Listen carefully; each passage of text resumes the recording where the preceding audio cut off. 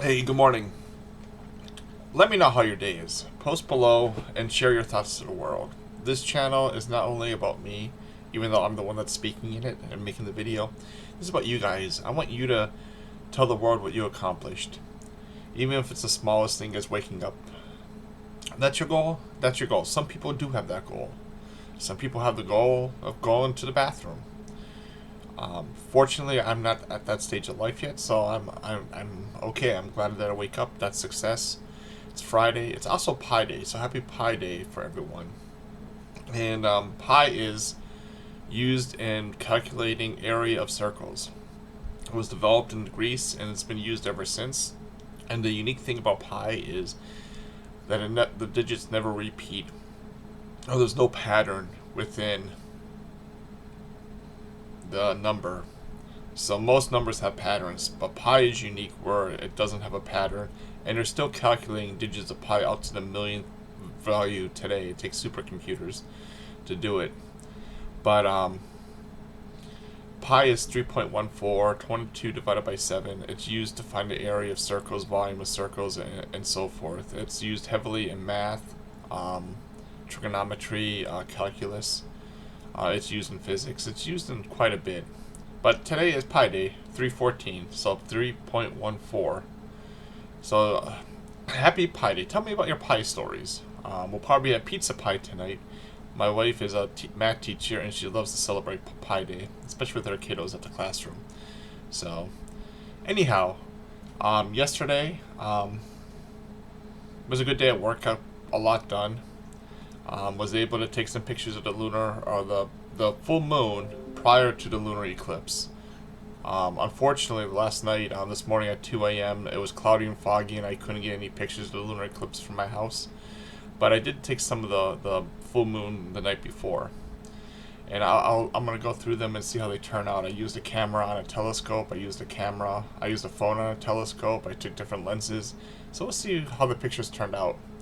Um, and Aiden, of course, had lacrosse, got the garbage out, and so forth. Um, Picked up the dog doo doo. But that's all that I did yesterday. It was a good day. Had a nice dinner. Aiden had fun at lacrosse. Um, Got to spend time with Harper and Shar and everyone and so forth. So it wasn't a bad day. Um, Today, it's a Friday. I have work to do.